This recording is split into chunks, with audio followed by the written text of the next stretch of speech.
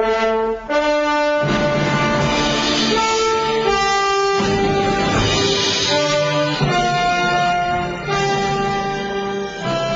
morning and welcome to Shattering Myths. I am Yahowah. Each weekday here on GCN, we strive to expose the deadly and destructive myths that are associated with religion and politics, with patriotism in the media, and with military and economic schemes. Instead of merely presenting the news, our mission is to understand what is actually occurring behind the headlines while predicting how these events will shape our world. Then, during our second hour, we're going to engage God on His terms, which surprisingly isn't faith or belief, but instead evidence and reason, since His is the lone reliable, credible, rational voice in an exceedingly troubled world. Over the next 2 hours, if you'd like to participate in this conversation, please join us. It's toll-free, 877-300-7645. We spent a good portion of our program yesterday speaking about Bradley Manning. And during that time, I shared with you the three types of documents that this PFC released via WikiLeaks. They contained the strategies that were deployed during the Iraq War, which was over. Pretty hard to be aiding the enemy by giving them strategies after you have left the field of conflict. The second group was the kind of a ground view of the operations in Afghanistan, which is interesting because our time there has been so counterproductive, and the U.S. military has been so disingenuous with information coming out of Afghanistan. The same thing was true with Iraq. Almost every early military report on American fatalities was not only untrue, but the opposite of what they claimed was actually true. And so he provided the data that showed insights into past raids that had been conducted and communications between the various parties that basically showed that the Pakistanis were actually working against the U.S. and that the U.S. was completely aware that there was no chance whatsoever of prevailing in that war, and that the Afghani government was stunningly corrupt. That's really the information that became available in the WikiLeaks regarding Afghanistan, that the U.S. government and military recognized the war could not be won. Number two, and yet still continued to sacrifice money and blood there. Number two, that the Afghan government was like the Vietnamese government that we propped up, amongst the most corrupt on planet Earth, and therefore not worthy of our sacrifice. And number three, that our partners in this war, the Pakistanis, were actually working against us. Now, that's actually not aiding the enemy, because in those cases, the enemy, the Afghan government that we propped up, the Pakistanis, were exposed. It should have been a godsend to America. And the U.S. military and the administration should have promptly announced to the American people the realization, the acknowledgement that the war could not be won, and therefore there was no reason whatsoever to continue to sacrifice blood and coin. When is it that we are so adverse to the truth that the exposure of the truth is considered helping the enemy? Now, the third aspect of what he released was communications between members of the U.S. State Department. And the thing that was so interesting about those is that they showed that the U.S. government was remarkably immoral, that it was very seldom doing the right thing for the right reasons. We are extraordinarily manipulative. We're like the big bully in the classroom. And that's really what they exposed, is that our State Department is really a bunch of rude children that rather than bringing credit to the United States, rather than providing a service that Americans would be proud of, that they could walk in a foreign country with their head up high and their chest out, I'm an American, and look at the wonderful things that we are trying to do around the world. The State Department was embarrassing us. Now, that's what he revealed. Now, in a normal, reasonable, fair, judicial system, he would have been applauded for that. We would have been having parades for him giving us that information, but not in a military court. You see, this PFC's primary mistake, and now I'm being nitpicking here because the fact that he is a great servant of liberty, of justice. But his mistake is he should have left the military before providing this information. By the way, it's interesting, too, that when he first got access to the information, he went to the Washington Post with it. And here's stunning insights that are extraordinarily valuable to the American people. And the Washington Post says, no, we're not going to do it with it. No. Tells you the Washington Post is in cahoots with the very government that is destroying America's credibility, making America more vulnerable. Well, he surrendered all rights, Bradley Manning did, when he became a member of the military. It's the least free institution on planet Earth. He surrendered his freedom, he surrendered his conscience, and he surrendered his right to a fair trial. And this is what happened to him. However, I would like to ask the American government and its military a question, its State Department a question. If your secrets, if your dirty laundry, if your lies are available to a PFC and to a lowly contract worker in the case of Snowden, who is to blame for that? If you leave your house unlocked and you've got stolen property that belongs to the people in the neighborhood, prominently displayed, and the people come and take what is theirs, who's to blame for that? Well, that's really what happened here. The second statement by the U.S. government that appeared in today's SRN News I want to comment on. Our Secretary of State said that they're still sitting down at the table, even though there's going to be a 2-week break in their discussions, and that this is going to bring an end to the conflict and an end to the claims. All right, there's two parties there. One is responsible to end the conflict, but they can end the conflict by just stop being terrorists. If they stop attacking and killing Jews, Israelis, the conflict is over. This conflict has been one-sided forever.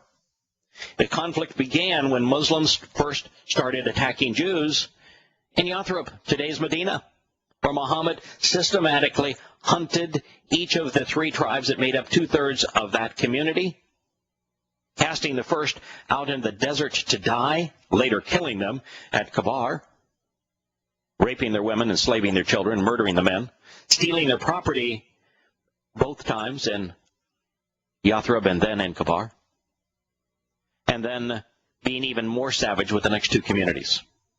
One day, killing 900 men, cutting off their heads in front of their wives, mothers, children.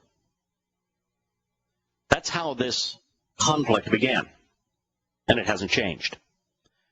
When Israel was given 0.2% of the land that was given to Muslims following World War I and World War II, the Muslims couldn't tolerate that, and they began a conflict against the Jews, and they attacked them savagely in 1948. And then in the Six-Day War, and then in the Yom Kippurim War,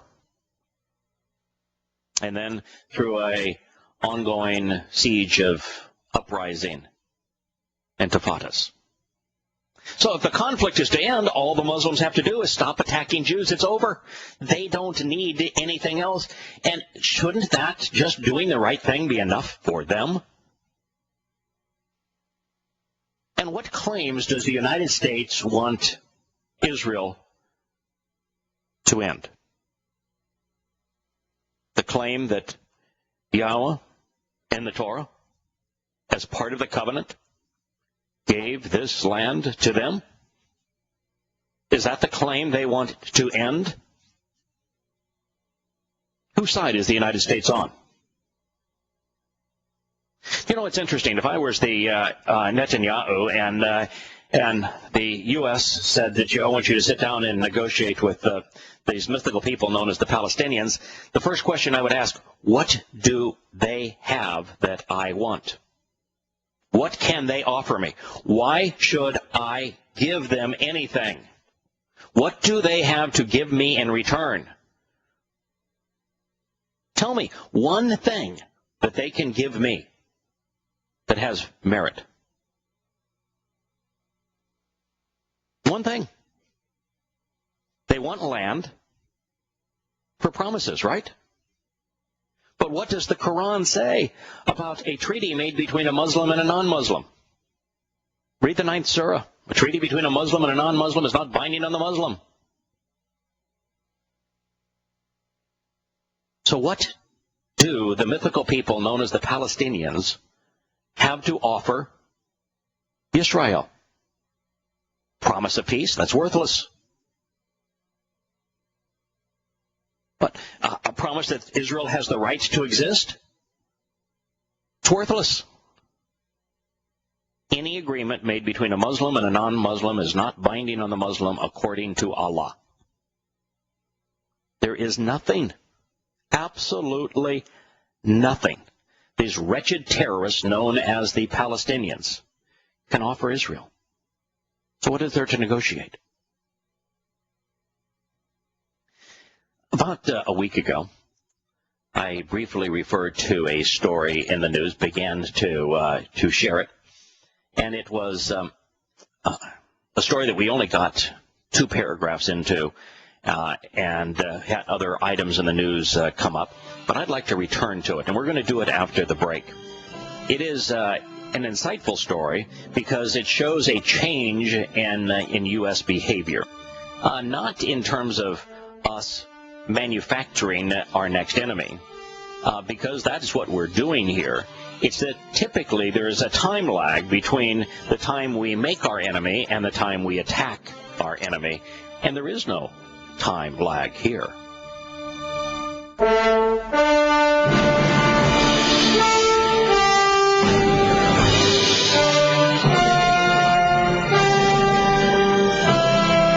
Welcome back to Shattering Myths. I'm your host, Yahowah. The topic I want to turn our attention to is the Pakistan Taliban and Syria.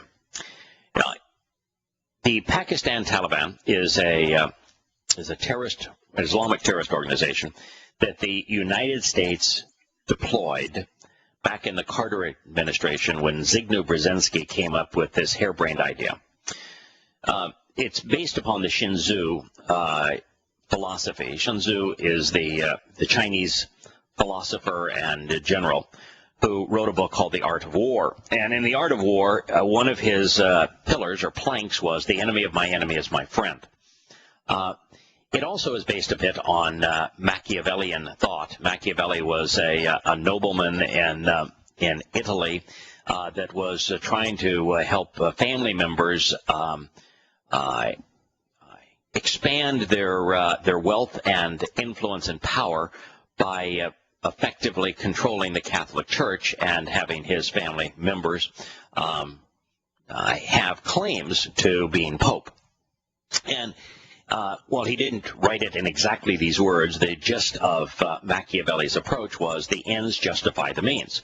If you are the most fearsome, the most ruthless individual on the planet, if you carry the biggest stick, if everyone is afraid of you, and if you have shown in the past that you are capable of ruthless acts, people will fear you, and those who fear will obey. And so his comment was the ends justify the means. Using that strategy, Zbigniew Brzezinski convinced Jimmy Carter that it would be a clever ploy to go to the Pakistani government and through their ISI to fund the ISI's Taliban. The Taliban was an agency of the Pakistani government created expressly to undermine the Soviet influence in Afghanistan. And it wasn't just because Muslims always want to expand their territory. It was that with the gas and oil reserves having been discovered in the Caspian Sea area, the only way to get them to a free water port other than through China, which China is going to use the oil themselves, or through Russia, and they're going to use the oil themselves, is to put a pipeline down through western Afghanistan. So the Pakistanis recognized that if they could control Afghanistan, they could get the pipeline built, and that it would then come through Pakistan. They could tax the oil that was coming across their territory. And so they created the Taliban expressly to undermine the Soviet-backed government in Afghanistan. So Zbigniew Brzezinski said, you know, we recognize that the Soviet Union has been aiding and abetting the Vietnamese, the North Vietnamese, and have been killing Americans in Vietnam. Why don't we give them a taste of what they gave us, and let's arm and aid the Pakistani Taliban.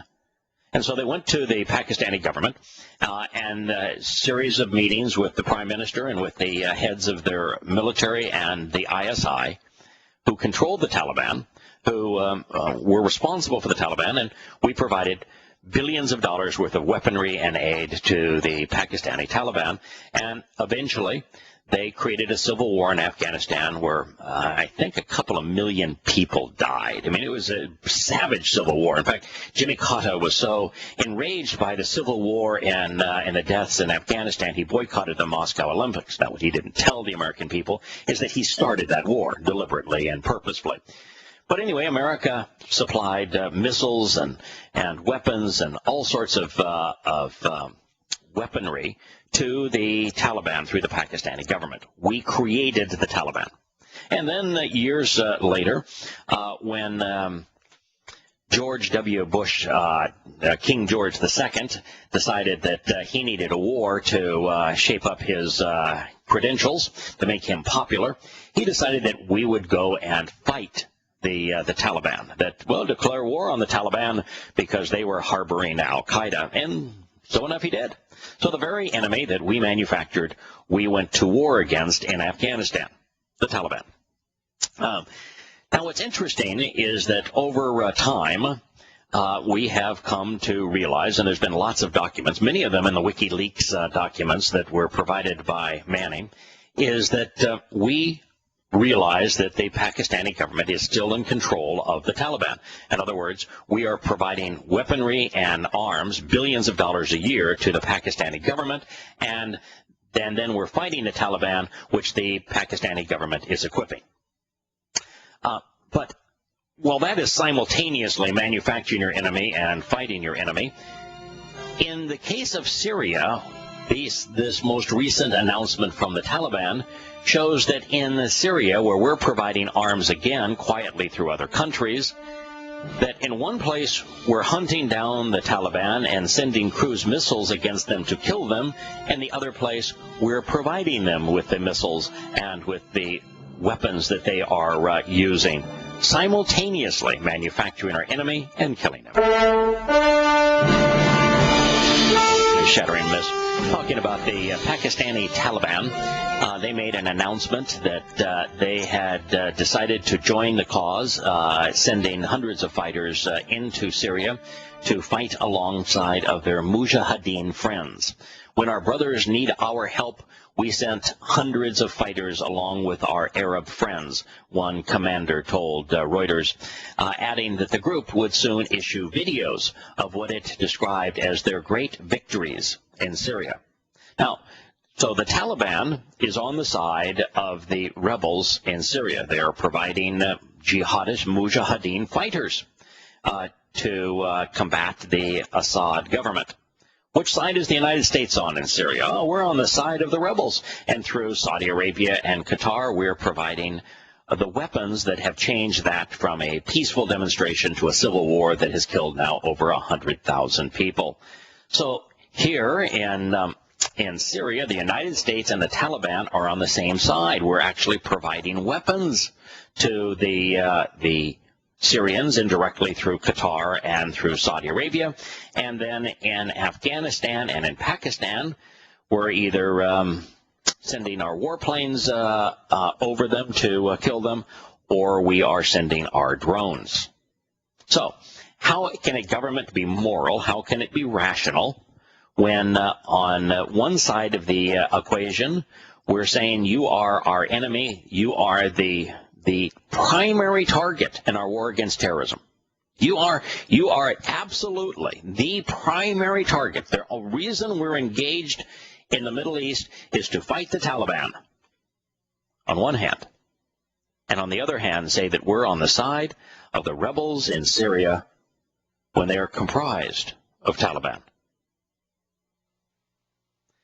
We were talking during the break, Scott and I, about the conditions in Israel and the fact that a senator made the announcement that both this president and his predecessor have made, that there is a two-state solution, and that the only solution is a two-state solution in Israel.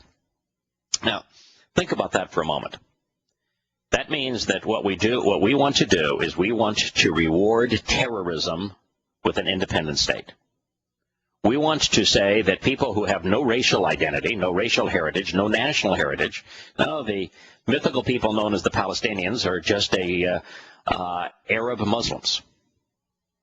They have no more claim to Israel than they have to any other Islamic nation surrounding them. But what we want to do is we want to first buy into the myth that there is such thing as a Palestinian people. We want to buy into the myth there's a place called Palestine. So we want to embrace those two lies. And then what we want to do is to give the Muslim terrorists, to reward them, land. We want to give them land. What is it that the Muslims surrounding Israel have too much of?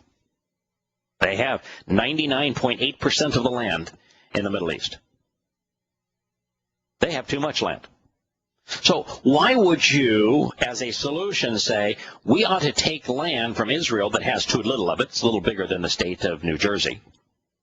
We ought to take land from Israel that has too little of it, instead of settling this mythical people, these terrorists, in the Sinai, in western Syria.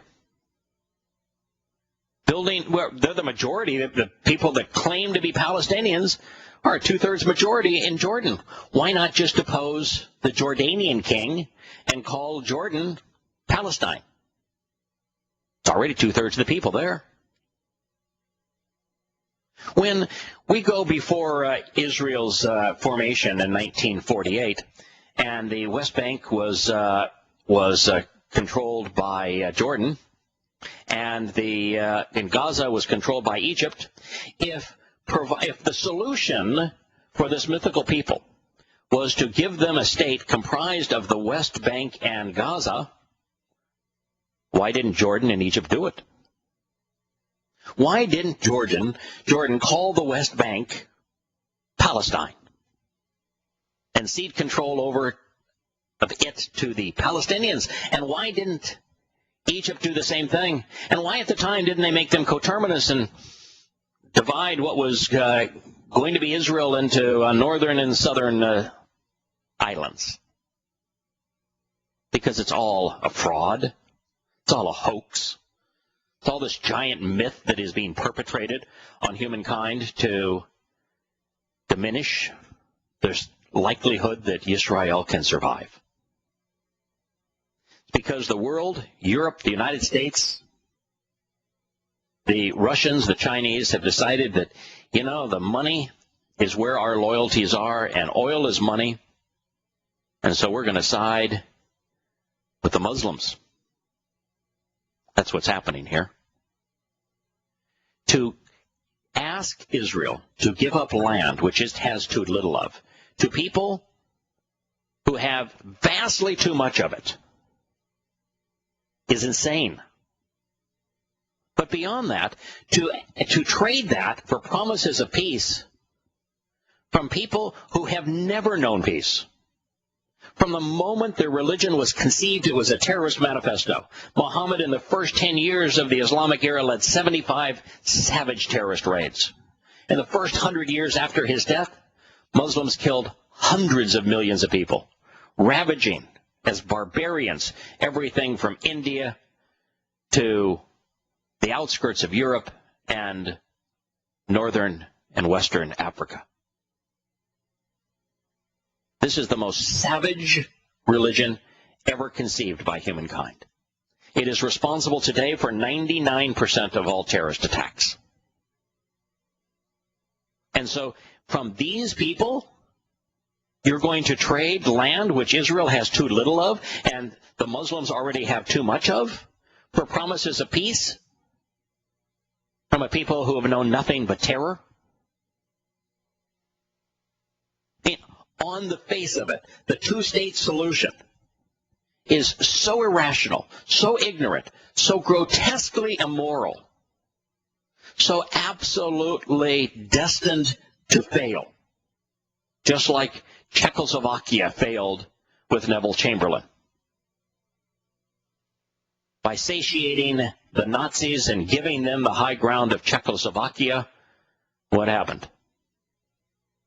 Hitler was empowered, and the Nazis, within 6 months of that time, lashed out at the world, first at Poland, and then expanding throughout Europe. The exact same thing will happen this time. And it's obvious.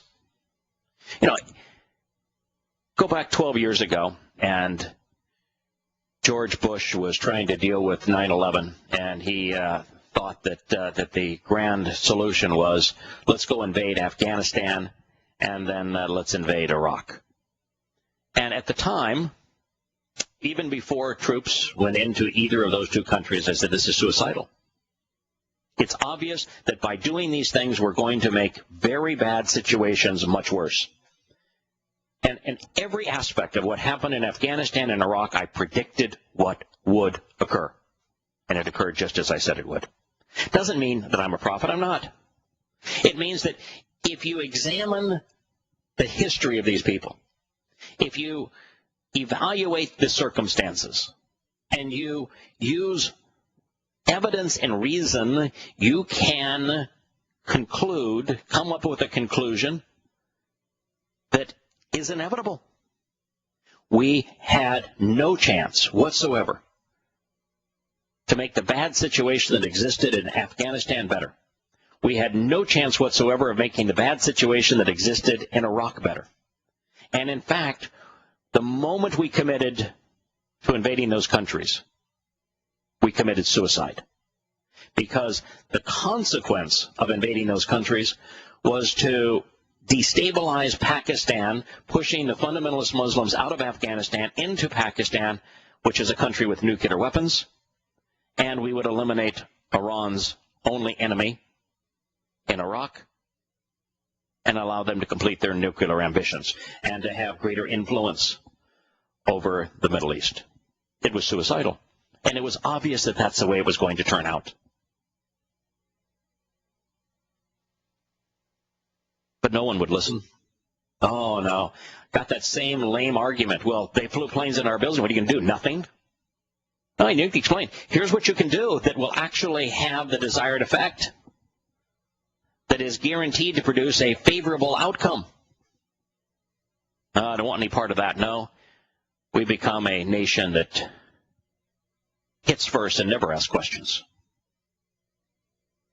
Even now, Americans can't deal with the fact that our invasions of Afghanistan and Iraq were horribly misguided, that we made bad situations worse and squandered 1 million lives and $6 trillion worth of gold in the process, bankrupting our country, destroying our whatever moral credibility we had in the world.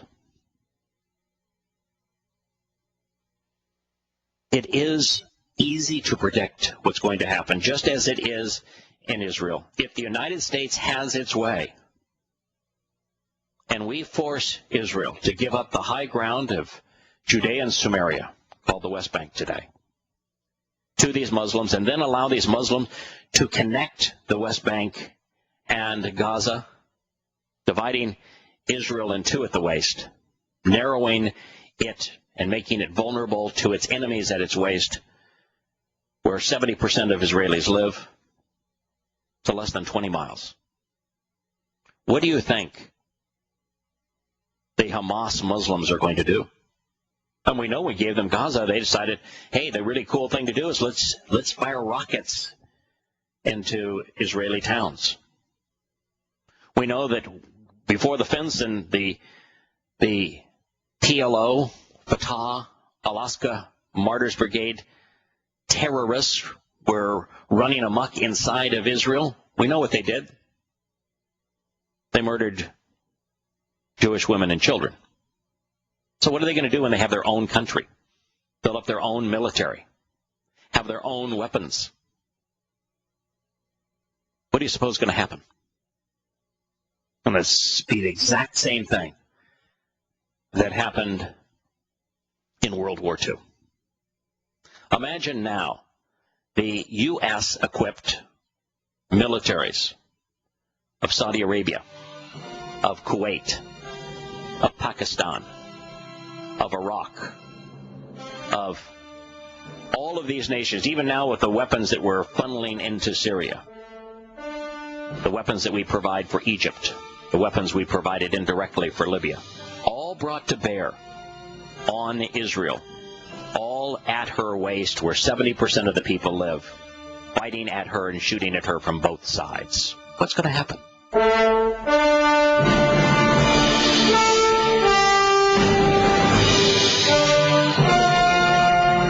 Welcome back to Shattering Myths. I'm your host, Yetta. Some days ago, I came across an article in the New York Times, which is one of many that is signifying that the U.S. government isn't just interested in spying on us by monitoring all of our internet clicks, by monitoring all of our cell phone conversations, but also through the deployment of drones. Now, of course, we have been told that, oh, no, drones are only for those terrorists, those bad guys out there. They're not for America. Well, it now appears that there are tens of thousands of drones that have either been deployed or in the process of being deployed in this country. Well, this particular article speaks of the drones that will be deployed on the border. It says, as Congress considers a new immigration law that would expand the fleet of unmanned drones along the border. It expands it now, not just begins the use of drones there. The agency in charge of border protection is increasingly offering the drones it already owns to a variety of law enforcement agencies. You see, we'll authorize the spending of money for drones for the border protection because, boy, Americans really like that. Okay, no problem. You can use the drones for border protection. What happened to them? Well, they went and got licensed to law enforcement.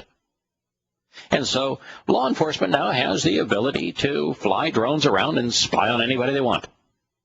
Great, huh? According to this article, it has considered equipping them with non-lethal weapons. That's the new request. You see, it's one thing to spy on people, but it's another thing altogether to be able to control them. What are the non-lethal weapons? Combination of two things. Tear gas, which is what it was used to end the peaceful protest in Turkey, American tear gas. It is what is being deployed now by the military in Egypt to keep people from protesting the fact that there was a military coup against a democratically elected leader. And so they want to put tear gas on them, and they want to put shotgun-propelled pellets, so that to be in a Gatling gun kind of format to shoot rubber bullets. Now, why would they need that? Why would you need tear gas and a Gatling gun of rubber bullets in your drone for law enforcement? Are they not devices that are used to keep people from gathering large crowds? Does the government realize that, there might be a limit to the number of times that they lie, cheat, and steal from and to the American people? That maybe there is the possibility that ultimately somebody someday might wake up and say, I'm not going to take it anymore, and that they need to be equipped to immediately suppress any uprising. And what better way to do it than to rain pellets and tear gas down from the sky? It's another sign that the enemy of America, from the government's point of view, are Americans.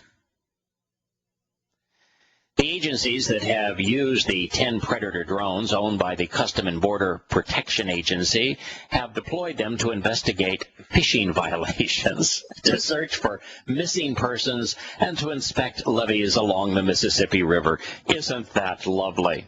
And, of course, you need tear gas and you need rubber pellets to weaponize these drones, just in case, Bambi goes on a rampage?